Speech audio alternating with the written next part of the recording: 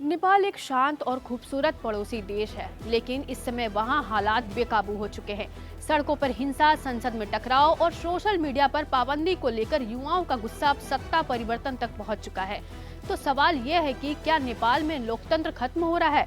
क्या वहाँ राजशाही की वापसी होने वाली है? चलिए आपको पूरे घटनाक्रम को आसान भाषा में समझाते हैं, एक एक कर।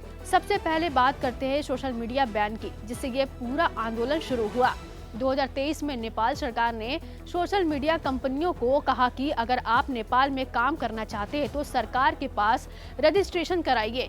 लेकिन बड़ी विदेशी कंपनियों जैसे इंस्टाग्राम, फेसबुक, एक्स ने इसे गंभीरता से नहीं लिया। इसके बाद सुप्रीम कोर्ट ने सरकार से कहा कि ऐसे ऐप्स पर कार्रवाई कीजिए। 28 अगस्त 2025 को सरकार ने सभी ऐप्स को 7 दिन में रजिस्टर करने का आदेश दिया और 5 सितंबर को 26 सोशल मीडिया ऐप्स पर बैन लगा दिया गया। सरकार की इस कार्रवाई से नेपाल के युवा नाराज हो गए, क्योंकि युवाओं को लगा कि यह अभिव्यक्ति की स्वतंत्रता पर सीधा हमला है। उनका कहना था कि हम सोशल मीडिया से न सिर्फ एक दूसरे से जुड़ते हैं, बल्कि दुनिया से भी जुड़े रहते हैं। इसे बंद करना, हमें चुप कराना है। इसके बाद फिर नेपाल के युवाओं ने हम नेपाल नाम से एक संगठन बनाकर प्रदर्शन की अनुमति मांगी। सरकार को लगा कि प्रदर्शन शांतिपूर्ण रहेगा, लेकिन 8 से 9 सितंबर को जो हुआ उसने पूरे नेपाल को हिला कर रख दिया। काठमांडू की सड़कों पर हजारों युवा उतर आए। प्रदर्शनकारियों ने संसद में घुसने की कोशिश की, पुलिस ने गोली चलाई और इसमें कम से कम 24 लोगों की मौत हो गई। स्थिति इतनी बिगड़ गई कि सेना को बुलाना पड़ा। अब ये आंदोलन सिर्फ सोशल मीडिया के बैन तक सीमित नहीं रहा, यह बन गया है पुरानी व्यवस्था बनाम नई व्यवस्था का सवाल। यह आंदोलन किसी राजनीतिक पार्टी से नहीं जुड़ा है। इसकी कमान संभाली है जेन जेड यानी 1997 से 2012 के बीच जन्मे युवाओं ने। इन युवाओं का कहना है, हमने माओवादी क्रांति नहीं देखी, लेकिन हम बदलाव चाहते हैं।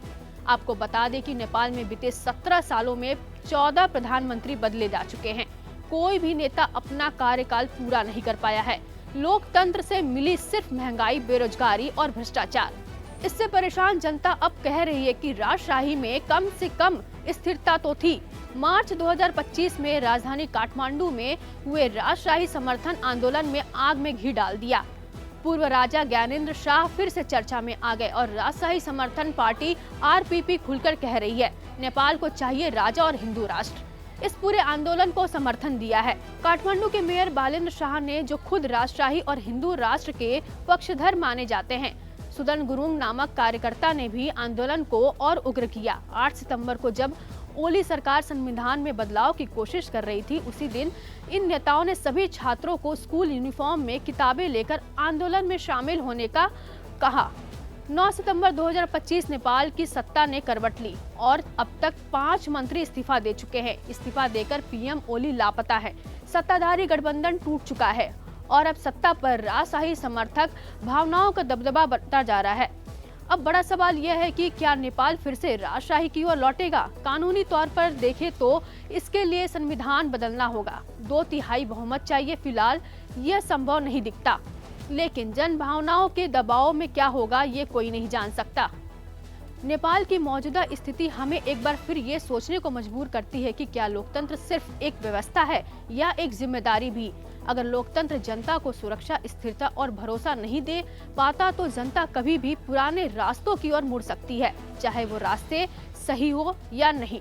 नेपाल की कहानी फिलहाल खत्म नहीं हुई है, यह एक नए अध्याय की शुरुआत है। आप क्या सोचते हैं, क्या नेपाल में फिर से राजा लौटेंगे?